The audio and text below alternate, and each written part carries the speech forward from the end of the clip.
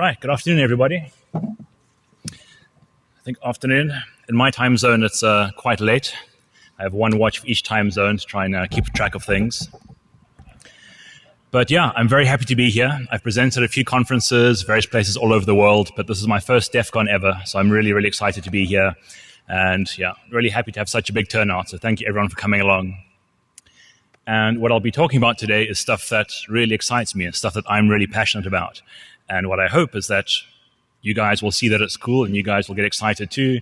And maybe we can collaborate and come up with some ideas together because, you know, all of you guys put together are much, much smarter than me. So perhaps I can start off with some ideas and we can take it somewhere else together. So today's talk, practical aerial hacking and surveillance. And yeah, I'm Glenn. Now, this is a story of one flyaway, 2 broken rotor arms, 3 cut fingers, which have since healed, and 12,000 lines of code. I couldn't find enough iterations to go from 3 to 12,000, so I skipped a few there.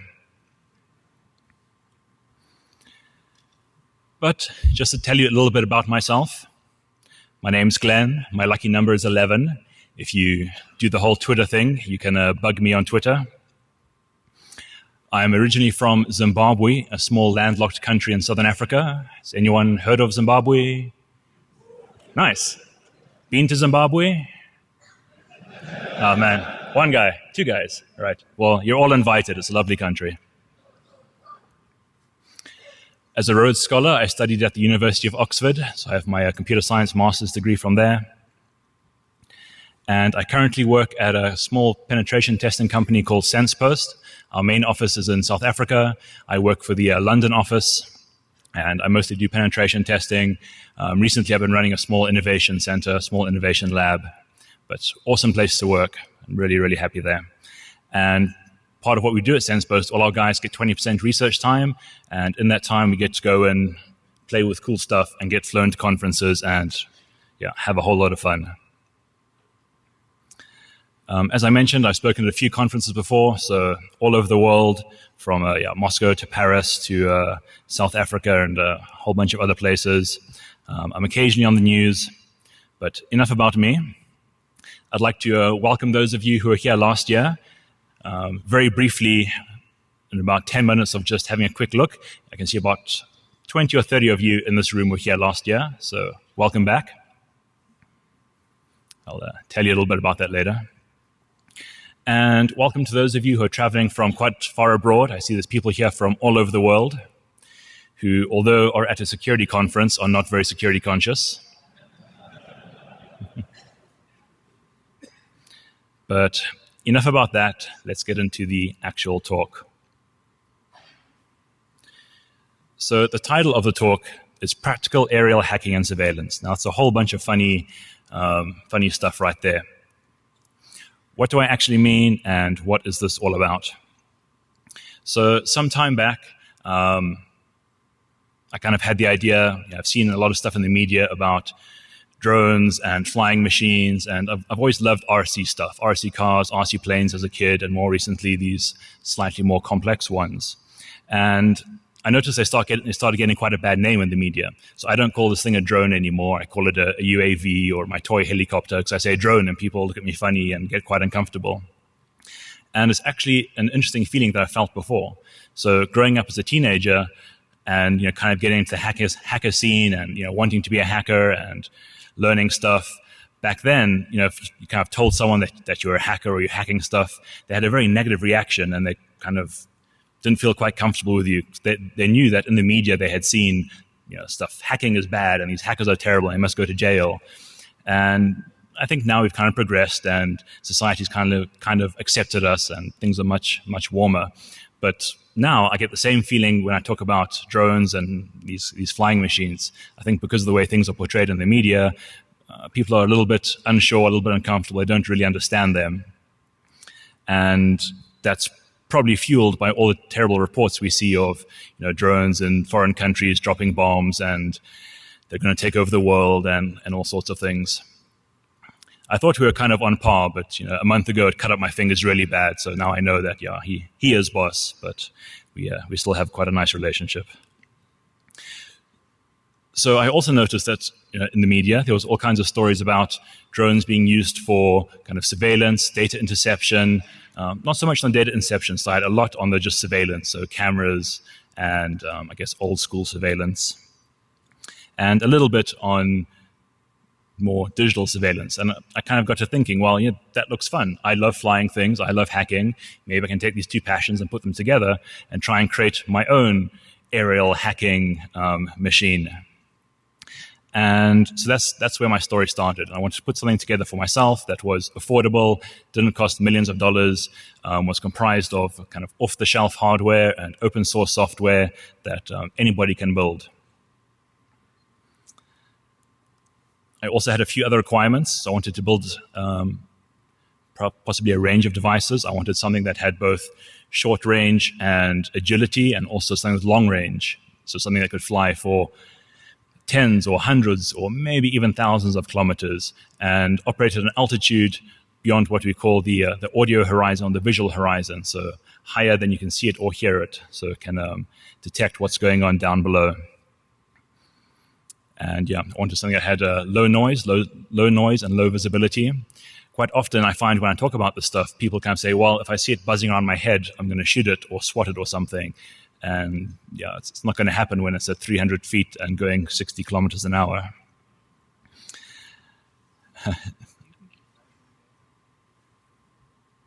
Sorry. So I talk a lot and the slides, that's still the right slide, don't worry. I don't like having lots of text. It distracts you guys. You don't pay attention. I like to tell stories, so watch me. Don't worry about that. I also wanted to have a range of sensors. So both kind of standard sensors like video and telemetry, which is fairly standard for these flying machines, but then also couple that with a degree of stuff that I'm good at, so hacking and data interception and those kinds of things. I also wanted to have a degree of autonomous flight. So not just a radio controller and kind of buzzing around the room here. I wanted to be able to fly for a very long way and for it to be able to fly itself there and fly back. And if anything goes wrong, it should be able to fly itself home. So those are the ideas that I kind of put together.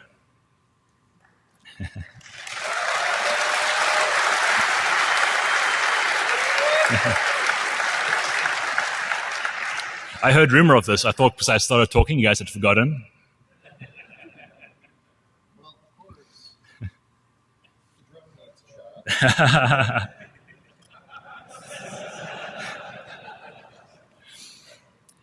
At the London hack space where I fly a lot, we have an expression: "Don't drink and drone." Well, new speaker, show him some love. Congratulations.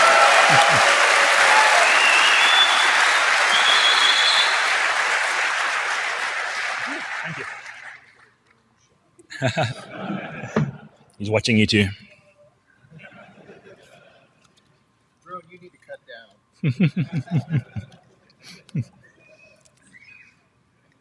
Thank you.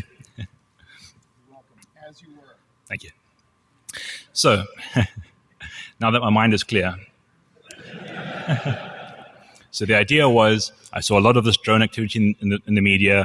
I liked building drones and flying drones, and I thought, hey, can I make my own surveillance drones?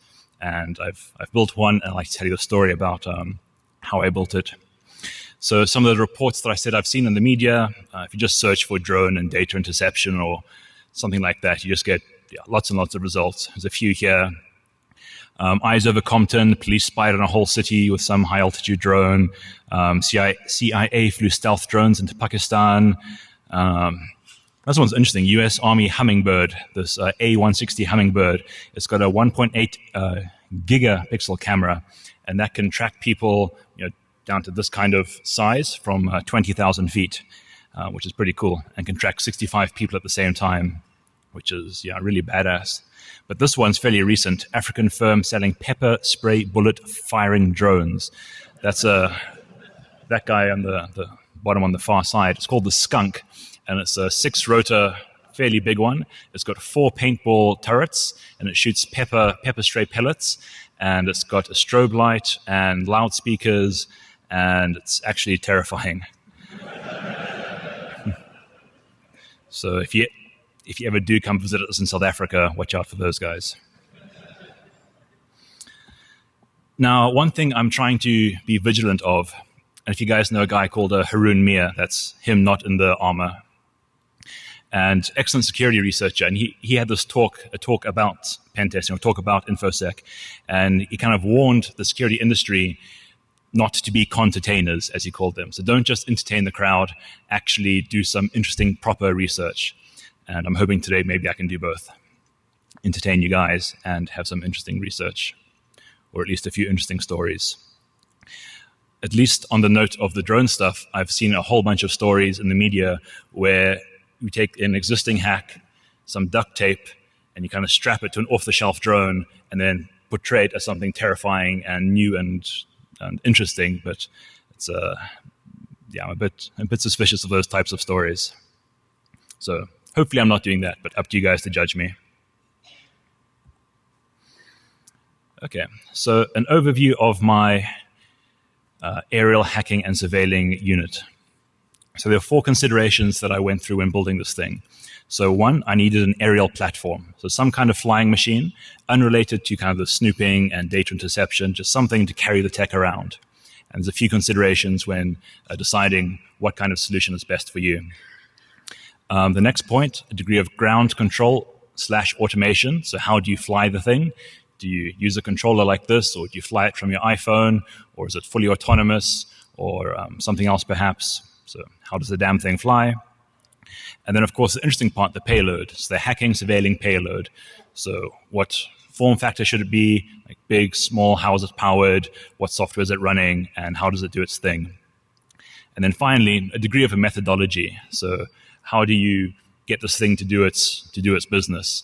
Are they just silly contrived examples, or can this stuff actually be used practically? That's why I've got the word practical in the talk. So I really want this stuff to not just be stunt hacking, but something actually useful. So we'll have a look at the methodology and a few use cases that I think are quite interesting. And I'm sure between us, there's a whole bunch of you here. You can probably come up with a few interesting use cases yourself. Okay, so first point, the aerial platform, the actual flying machine. So it's at least 4 considerations, probably a few more, but 4 serious ones. So first decision, do you want to use multi-rotor or fixed wing? So multi-rotor just means lots of propellers. Essentially, 3 is kind of the minimum. So 3, 4, 5, up to 8. You can get some octocopter, so 8 propellers. And sometimes you have top and bottom. So 1 motor up, 1 motor down, and then you have 16. Those things are gargantuan. The considerations you need to make are you lifting very heavy stuff? What is your flight time that is required? What's the actual size of the copter? So the really big ones with like 16 rotors or something, that's great if you need to carry, a barrel of beer or something, which actually is a very good business idea. We tried it in South Africa, but got shot down. Luckily, double quotes. So for our purposes, this kind of size is sufficient for carrying the payload. And I've got a much smaller one, but that first poster you saw, the Flyaway, I just finished building it for the conference. I tested it on London, my first flight after a month of building it just for you guys, and it flew away. Clearly didn't want to come. But if you know guys in London and they find a small quadcopter, please bring it back to me. But this kind of size is pretty good. It can carry about 300 gram payload, and we'll see in a little bit that that's perfectly sufficient. But in terms of distance, we may need a fixed wing, and we'll see on the next slide a little bit more about that. The flight controller, that's the brains. So these quadcopter drone things, they have what's called a flight controller. It's just the brains. It's that little unit on top. This one. And so this one is Arduino based and has all kinds of interesting functions. The kind of base for a flight controller is that it has some degree of orientation. So they have different ones, have different properties, but at least maybe a gyroscope, a barometer, so knows how high it is, accelerometers, those kinds of sensors, just so knows its orientation. It actually makes them incredibly easy to fly. It's much easier than a helicopter or any other traditional RC units. Basically because I just say go up, and the computer decides, okay, I need to put this power on this motor, this one on this one. Okay, there's some wind, so I need to compensate and go this way. And because of the flight controller, it's actually incredibly easy to fly.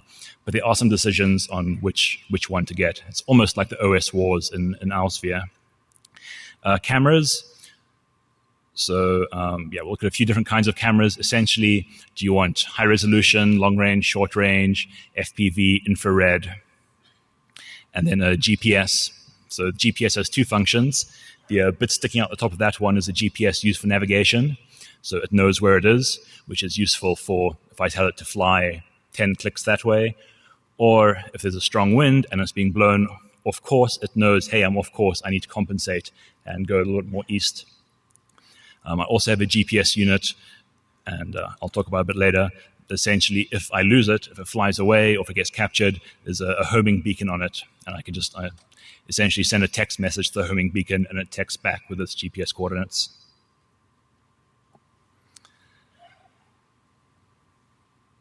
So in this picture here, winged versus multi-rotor, have an example of a winged unit on the side here. So the winged units vary from very, very small to, so the Penguin is one of my favorites. That's not a Penguin, that's an Aero A, I think, but the Penguin is a really big fixed wing one. And it comes down to largely your payload and your range. So this guy, about 300 gram payload, but the battery life's only about 15 minutes. That's useful for different scenarios. So say if I just need to do a short distance or go up the side of a building or land on a roof or something. If we want a longer range, guys like the Penguin, these fixed wing jobbies, we can get about 300 kilometers of range out of them, which is phenomenal. So you can effectively scour, an entire country, or at least across a few states, or a few borders. And so I was looking at, I want either long range or short range, depending on a few criteria, low noise, and decent payload. In the end, I kind of realized this is a good form factor. So 4-rotor, about, I think it's a 40 centimeter diameter, and then also a bigger fixed wing plane, which I couldn't bring here because it's really big, but for longer range missions. So the flight controller, which I briefly mentioned, the brains of the unit. So the picture you see on your top left. So the top left, that's this one I've got here. That's made by a company called 3D Robotics. It's called the Arducopter or the APM. And it's very, very popular these days. It's open source hardware, so you can kind of modify it or make your own. And also, all the software is open source too. So you can go and download the source code. And if you wanted to modify it, an important lesson I've learned, I'm not a very good programmer. And, if I write software on my laptop, let's just try it and see if it works. Oh, it crashes. Never mind. Let's try again. You can't take those risks with flying machines because you can't just do some debugging at 300 feet and see if it falls out the sky, because that's that's not a very clever approach. So the guy up on this side is, I can't see my mouse pointer. On the left is the APM from 3D Robotics, open source. The one in the middle here is an Open Pilot, which is a very, very popular project. And I think it's also open source. And you can put the Open Pilot software on other flight controllers too. The green one is the KK board. It's a little bit big, I think. Very, very popular. My favorite at the moment is the red one. So the red one's called a NAZE32, N-A-Z-E-32. And it's an amazing project. It's a one-man job. It's this guy called Timecop. And it's just one man who designed the board, built it, and he solders each one by himself and kind of ships them. So it's a little bit hard to get a hold of them. And I think, this one's closed source at the moment. The red one at the bottom is, I suspect one you guys may have heard of. It's called the NASA by a company called DJI. Now, you guys probably know the Phantom. The Phantom's the one you always see in the news. It's the white quadcopter with the kind of red stripes on its arms. It's kind of buy it, ready to fly. And that's the flight controller that they use. Closed source, proprietary, kind of the Windows of this this group of things here with other guys, or maybe more Linux or BSD.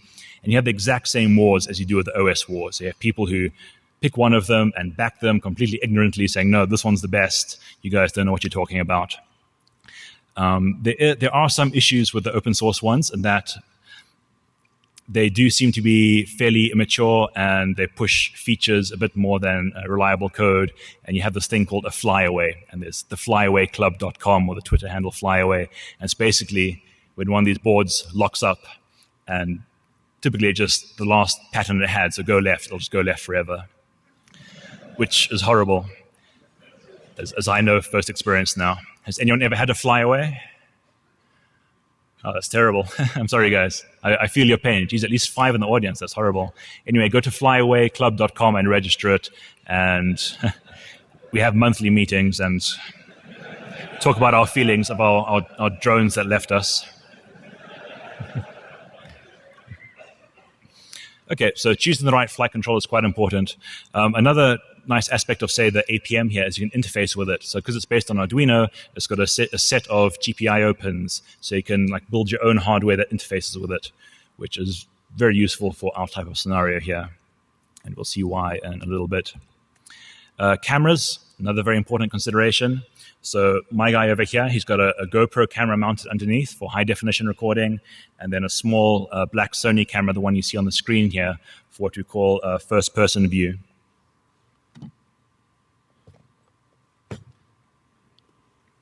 And essentially what that means is you get a live video feed from the machine as it flies, which is amazing. So you wear these goggles, and the image you see on the bottom right is the image that you see through the goggles.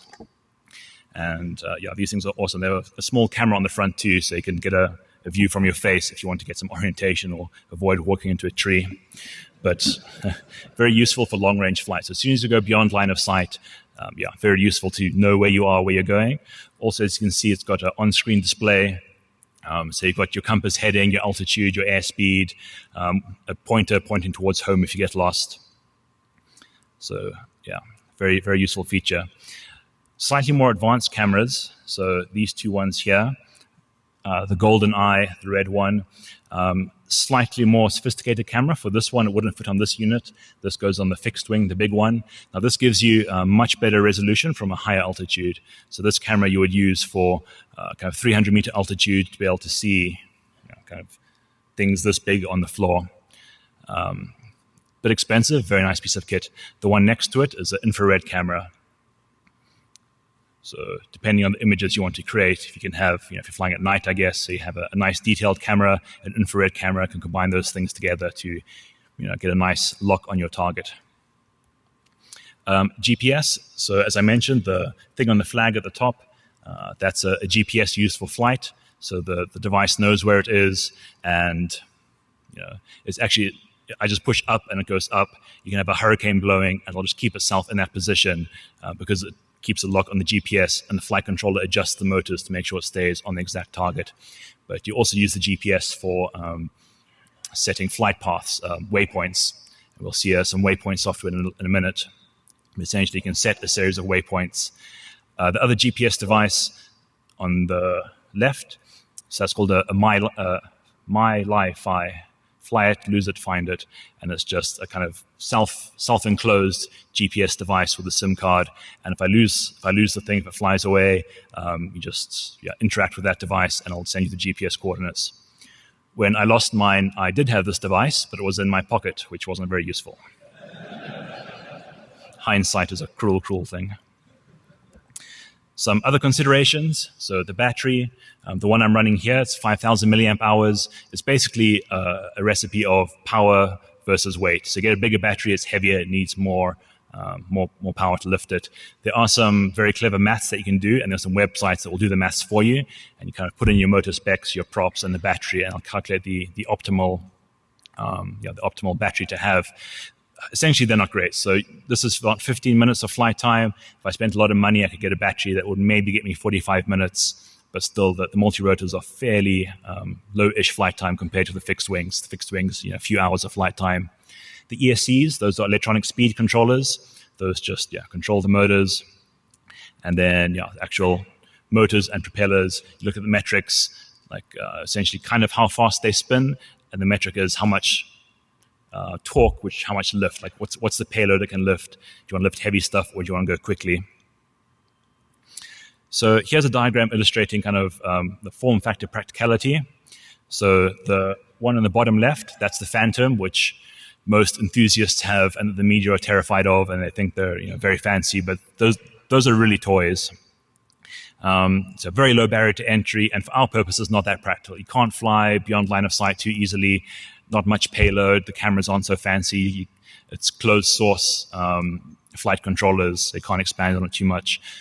The one over here, it's not a specific model, but it's the idea of the APMs and the open pilots and custom frames and custom props and the ability to kind of expand and add to it. And then a small fixed wing, so kind of a foam fixed wing one here, a little bit longer range, maybe a bit more payload. And then the Penguin up here, which is quite a big craft, and nice payload, long range, really good for surveillance. Some other considerations, so ground control, automation, so how do you fly the thing? So the radio here, with this big antenna, which makes TSA feel very uncomfortable. Note to self, take it off next time. So this is a fairly standard radio. I've upgraded it with this big transmitter, so it's a 1 watt transmitter, so it's got about 6 kilometers range. Depending which country you're in, it might be illegal, so you can scale it down to 100 milliwatts. That's kind of for flying, mostly within, either with the goggles out of range or essentially within around 6 kilometers range. The device at the top, so that's some automated flight software.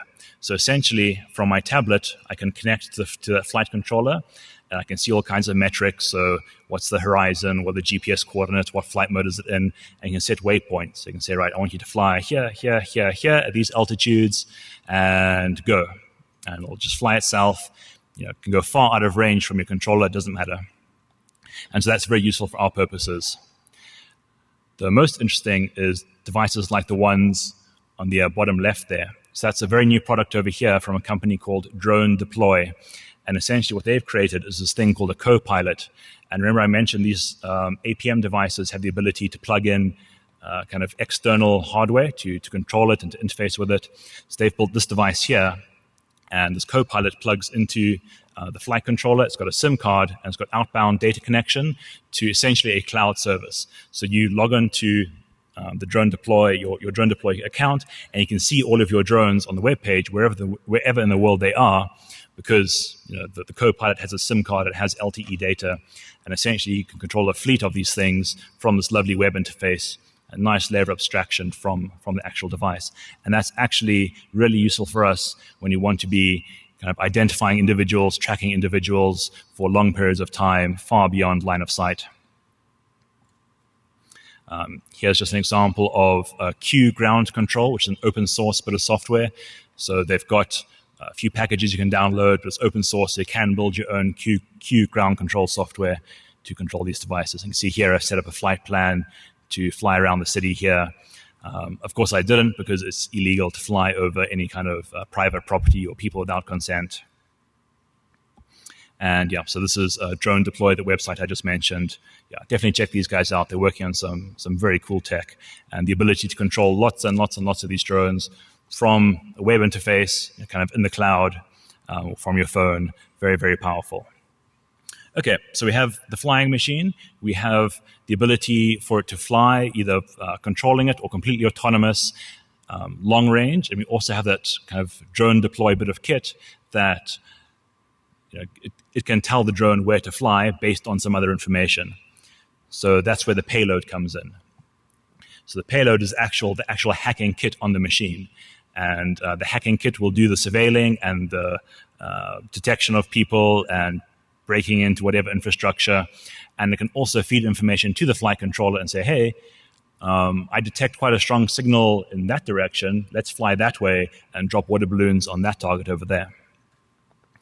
And as you can probably guess, or you may have seen me speak before, so I've developed some software called Snoopy. That's why Snoopy's flying the plane there. And so Snoopy is some software I've been developing for the last couple of years. It's all open source. You can see it on GitHub there. To describe it in kind of a sentence, Snoopy is a distributed tracking, profiling, and data interception framework. It runs on anything that runs Linux. So, for example, I've got a BeagleBone here, or a Raspberry Pi, or something like that. Also, I've got an N900 cell phone, which runs Linux, amazing phones. And essentially, what it does, you have kind of an array of these sensors, And you can scatter them over some large area, attach some to drones, some on the ground, and they have a series of plugins that collect various bits of data and send that data to a central server. Now, what kind of data? So given that we're interested in surveillance and hacking, the kind of stuff that I mess with, this thing's got a Wi-Fi adapter. So all of you guys who have left your Wi-Fi on, which is most of you it seems, you may or may not know if you've left your Wi-Fi on, even if you're not using it, your phone is constantly sending out these things called probe requests, which basically are it looking for every network you've ever connected to. So you're sitting in the audience, but your phone is looking for your home network, back in South Africa. And included in that is your MAC address, so I can uniquely identify all you guys. And from the names of your networks, I can figure out stuff about you. So if your phone is looking for Bank of America corporate Wi-Fi, you probably work for Bank of America. But possibly of more interest, there's an amazing website called wiggle.net, W-I-G-L-E, and it's a crowdsourced war driving database. It spawned from DEF CON about 12 years ago. I'm not sure if any of the guys are here, but I'd love to meet them and buy them a beer, and you guys should go and contribute to their project. But essentially it allows you to convert a network name like Verizon 12345 to GPS coordinates. So that's what I do with Snoopy. You guys left your phones on, identify in the audience, I figure out what networks you're looking for, and I can figure out where you live, where you work, where you travel. And that's why I built the map at the beginning. Snoopy is modular, which means you can add your own code and your own devices to it. At the moment, I have support for Wi-Fi, Bluetooth, working on GSM and iBeacon. But essentially, what Snoopy looks for and the way we're going to track people and surveil people is based on what we've kind of coined at SensePost, the digital terrestrial footprint. And each person carries a bunch of devices on them. So you've got your smartphone, you've got your fitness bracelet, your Google goggles, your pacemaker with Wi-Fi. Who thought of that idea? Your NFC bank cards and your RFID tags and your passport. I think in the States, even your ID cards have RFID. So essentially, you all carry this tech on you. And if they emit any kind of wireless signals, that's the stuff I'm interested in. I want to detect that stuff. And some of it is super easy and obvious, like Wi-Fi is unencrypted, it's verbose. Other stuff is a little bit harder, so anything cellular, GSM, a little bit tricky, but there is some stuff pre-authentication, like the TIMSI, a temporal key to uniquely identify you. Then things like Bluetooth, not too hard to detect, and also NFC, RFID. You need to be in fairly close range, so from a flying unit, not so useful, but you, of course, supplement the flying unit with ground-based units. So the RFID and NFC type detectors you'd have in a corridor maybe, and the Wi-Fi you'd have from the flying vehicle. 200 feet, you can't hear it or see it, but it can hear you and see you. And yep, as I mentioned, Snoopy is a distributed framework. So you can have lots and lots of different Snoopy devices, and they all synchronize their data and send it back to one server for exploration. So you can have your 5 flying units in the field. You can have the N900 in a few agents' pockets or something, and a whole bunch deployed in train stations and shops. And as you guys walk around, emitting your digital terrestrial footprint, we can just suck that stuff up and synchronize it and watch you as you move around. Now, what's interesting is even if your devices are individually non-identifiable because of crypto or whatever, sometimes just based on the collection of those devices. So you might have a unique collection of signatures, even though you can't individually identify them. So kind of a cloud of devices that we can use to uniquely identify you. This is what Snoopy looks like. So just running it on a Linux box here. And when it runs, you can specify the iFlag, get all the plugins. So you've got interesting stuff, so like Bluetooth, Wi-Fi. On the Wi-Fi side, we do cool stuff like, so I don't know if you guys ever heard of Firesheep? Yeah, Firesheep. So that's kind of defunct. So I built FireLam, which is its little brother. And essentially, with the Wi-Fi plugin, it also sniffs any network traffic for cookies and passwords and that kind of thing. I also grabbed WPA handshakes for later offline cracking. Some data synchronization between servers, rogue access points. So your phone's looking for Starbucks. My device will respond and say, hey, I'm Starbucks. You'll connect, and you'll happily browse your Facebook, and I'll steal all your data. What else have we got? Wi-Fi, sysinfo, man-in-the-middle stuff. Wiggle, so that website I mentioned. So Wiggle plugin will look at the networks you're looking for and turn them into GPS coordinates and then into Google Street View photographs. And yeah, as I said, it's modular, so you guys come along and contribute. So at the moment, I'm fiddling with some GSM, iBeacon, SDR, some other bits and pieces, maybe some other ideas. So OpenCV, so image detection. So currently we're able to have a camera, so we can detect faces, and maybe we can correlate that with the identification of a unique MAC address. And if you have enough overlap, if there's a corridor and you walk through this corridor a few times a day, each time I'll extract your face, and each time there will be a few MAC addresses around you, but given enough observations, I'll eventually identify just one MAC address correlated to one face. Cool. So what is our methodology? We've got our vehicle. We have the autonomy with something like the drone deploy or similar devices. QA ground control, that's all open source, so we can build our own. We have a payload, which is the Snoopy hacking software, and we have a ground control down the bottom there. So let's think about a few use cases. So the one idea I have is that if you want to find an existing, say, person of interest, so there's all kinds of scenarios. Say that someone's arrested and you check the MAC address of their cell phone, say no to look for that for later. Or say that we're after a celebrity and we attend multiple events that we know they're attending, and we look for the overlap of one unique signature from all those events to uniquely identify that person. However we get it, we can use the flying machine. You can say, go on a search pattern and kind of take this spiral route here. Keep doing this until you detect that pattern that we're interested in. The most simplest case, just the MAC address. And at that point, hover, drop water balloons, return to base, take a photograph, or whatever you like. So in terms of usefulness of putting this stuff on a flying machine, bypassing physical barriers. So if there's big walls, men with guns, dogs, where you can't maybe get a Yagi and maybe get a good look or something, but with a device like this, we can bypass those physical restrictions and fly past protections or fly over borders or over jurisdiction where you're not allowed to be. And that can be very, very useful. Another use case, say for example, downtown Las Vegas, there's a riot breaking out because I don't know why people would riot in Vegas, not enough booze or something. So a big riot breaks out, and I could launch this device from just outside and autonomously fly it. Just click on my map, right, go to downtown Vegas. I've got my FPV camera pointing down so I know when I'm over the crowd, and identify all the persons down below for future prosecution or interrogation. And you can identify them and potentially figure out where they live and where they work and who they are, and just full data interception. Of course, with all these kinds of things, there's horrible things that can be done. So maybe in an oppressive regime, there's a peaceful protest, and the government uses the same tech to go and hover over the peaceful protesters and identify them for future prosecution. So I guess it does go both ways. But from this little discussion here, another really useful idea is that if you want to scour an entire city, so if you want to fly over cover the whole of Las Vegas, it's fairly trivial to put in a kind of a grid pattern, and because it's got a GPS device, you have correlation between the position and the devices detected down below. It's kind of like the Wiggle database.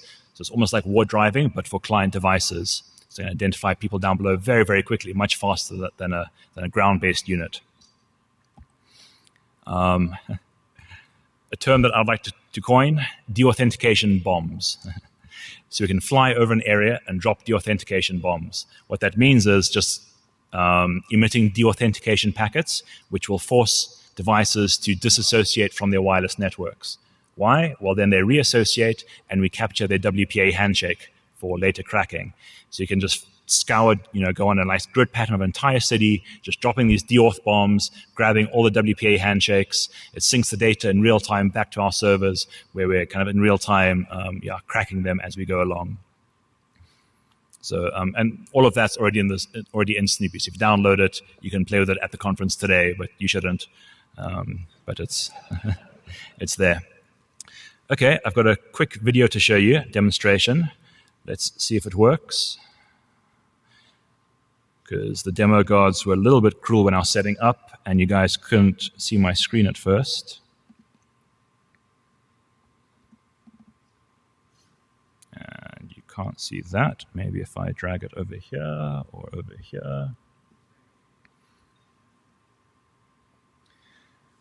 Okay, so this is a video demonstration of some Snoopy data that I've collected. And this is the interface that you browse from data collected from the drone and from ground-based units. It's called Multigo, and it's just a visualization tool to explore the data. And the scenario is that somebody's landed at Heathrow Airport, and they're a person of interest. We don't know what time they landed or what flight, but we know they landed there. We have a Snoopy device at Heathrow. We also have Snoopy devices at a whole bunch of local airports, coffee shops, and we have the aerial units flying over local parks. So it's a London example, Hyde Park. And I'm going to run a machine, which is a series of transforms, which will look at all those, I guess, about 10 drones there in the field running now, and it looks for one device that is at Heathrow, at one of those hotels, and has been observed in one of the parks, and it identifies just one device there. And that's, sorry, it's not full screen, I realize. And it identifies this one device, Marsha's iPhone. We identified the name of the phone by passively intercepting her communications. She was on an open network, passive, so very passively. She had no idea we intercepted her data, but from DHCP leases and other bits of information, we identified the name of her phone, which turns out to be her name. We see her phone is probing for those 7 networks there. We geolocate those networks through the Wiggle database, and we notice that BT Home Hub network she's looking for there geolocates just one address, so we have a very good chance that we know where she lives now. And there's a Google Street View photograph of her house. And what we can also do, let's just get rid of those. And what we're going to do, now I'm going to look, are there any other devices, any other people looking for any of the networks that Masha is looking for? Because that would reveal people she's traveling with, so friends or family or colleagues or something. And we notice a whole bunch of other people looking for the same network she's been looking for. If it's stuff like Starbucks, it's not so interesting. If it's stuff like a BT Home Hub there, that's probably either a second device of hers or her partner or somebody. And on the side there, RBS, that seems like a work address. It's Royal Bank of Scotland, it turns out. So it looks like she's traveling with some work colleagues. And then we can do the process again, identify each of her work colleagues, geolocate them, try and intercept any of their data, and see what they're up to. Let's just skip forward a bit. Okay, so now from the passive data interception, 2 minutes passive data interception, I'm also having a look at what website she's been visiting, what cookies from those websites. So she's logged into various like Yahoo and whatever. I've got her cookies. And my favorite,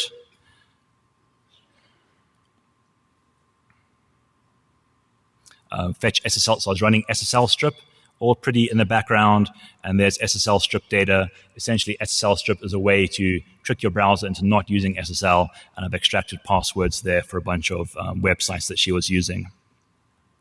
Now, a lot of this stuff isn't new. What is new is bringing that tech together, and bring it together in a nice visual framework, and one in which you can use lots and lots of data very easily, very quickly. Snoopy has some friends. This kind of data interception is being actively done in retail. So when you go to shopping malls, military, these guys like Netline and Verint, they sell packages like this. Snoopy's the only one that's open source and free. Here's a drone survival guide for you guys for later, so you know how to survive the apocalypse. The good, so I've got about a minute left. I don't want you guys to think that drones are bad and evil and we should ban them. They have a lot of good functions too. I'm just a hacker, so I've kind of had some hackery ideas. But there's far more good, I think. The life rings there, that's a drone, I think, somewhere in the Middle East. Essentially, if someone's drowning, it flies out and drops them. Agriculture, inspecting pipelines, providing internet. Very briefly, site launch. So we're starting a commercial service around this. If you guys are interested, there'll be a free option as well. It's called Shadow Darkly. Watch our blog for the site launch. Essentially, you can build your own drone or buy one from us, just the sensor, rather just the sensor device, and it'll synchronize data to our servers, allow you to explore it in the web interface. It's a free option or a paid-for option. It's the first time I've ever tried to commercialize something, so I'm hoping it kind of goes well. I'm going to give away one Snoopy sensor to a lucky audience member. I want you, there's so many of you, it's a bit hard to run a competition. I want you guys to tweet this hashtag, and I'll write a program to automatically pick one at random this evening. And yeah, whoever it picks, I will post a Snoopy sensor device. So a sensor device like this, set up, ready to go, so you can surveil, track, intercept, and all of that. Here's a paper I've written, Digital Terrestrial Tracking, the Future of Surveillance. I think it should be on your CDs, your conference CDs, and this evening I'll put it on the SensePost blog too. Final point, my colleagues are giving a talk tomorrow at 4 p.m. entitled Mana from Heaven, and they're looking at improving rogue AP attacks. And that's all. Thank you very much.